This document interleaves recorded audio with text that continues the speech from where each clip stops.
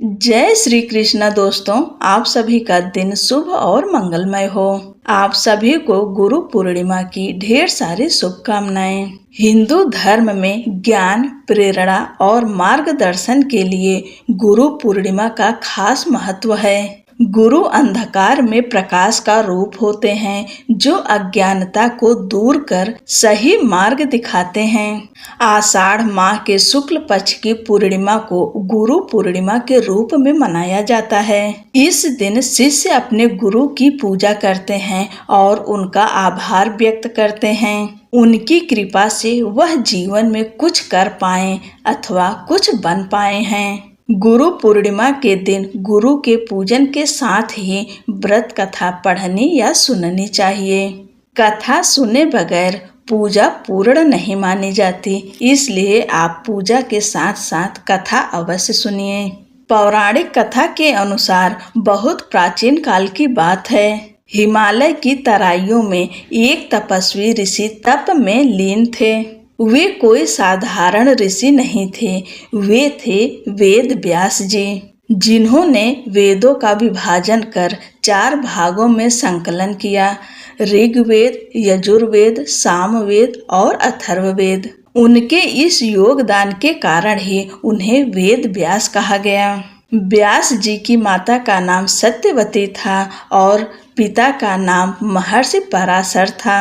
व्यास जी बचपन से ही उनमें विलक्षण बुद्धि थी। उन्होंने वेदों का गहन अध्ययन किया और देखा कि सामान्य जन के लिए उन्हें समझना कठिन है। तब उन्होंने वेदों को अलग अलग वर्गों में बांटकर सरल रूप में प्रस्तुत किया, ताकि हर वर्ग के लोग उन्हें समझ सकें। इस महान कार्य के लिए उन्होंने कई शिष्यों को ज्ञान प्रदान किया, जिनमें से एक प्रमुख शिष्य थे पैठीनसी, जो बाद में स्वयं महान आचार्य बने।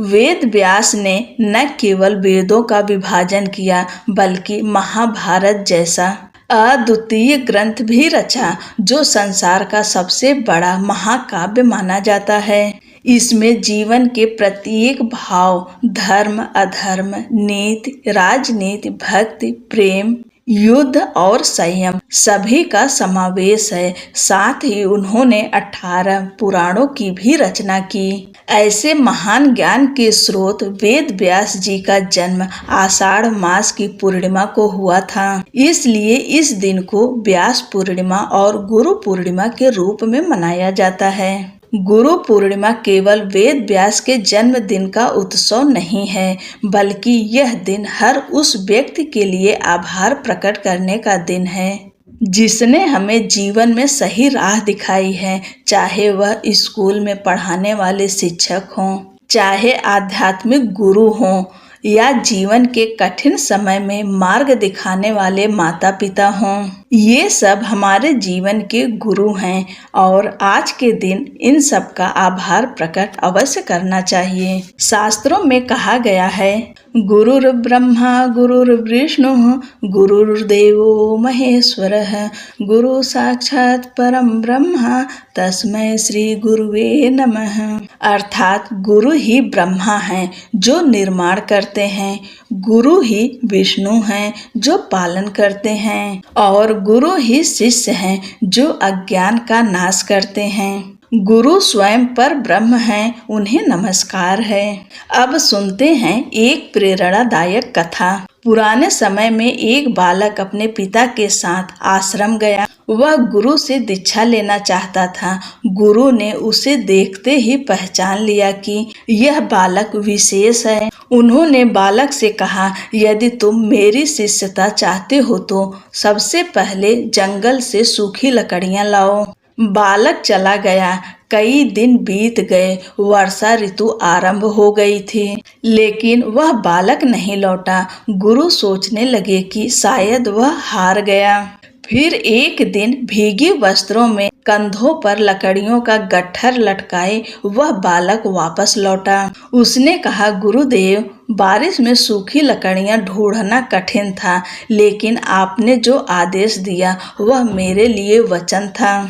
गुरु मुस्कुराए और बोले, तुम योग्य शिष्य हो, तुमसे बड़ा कोई यज्ञ नहीं, क्योंकि तुमने आज्ञा का पालन करते हुए तप किया है। अब मैं तुम्हें वह ज्ञान दूंगा जो मैंने वर्षों की साधना से पाया है। वह बालक आगे चलकर एक महान ऋषि बने, जिसने समाज को अनेक ज्ञान दिए।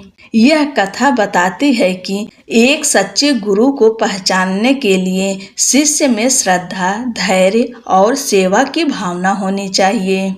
गुरु पूर्णिमा का पर्व हमें रुक कर यह सोचने का अवसर देता है कि हमें किसने सिखाया, किसने संवारा और जीवन में आगे बढ़ने की प्रेरणा दी।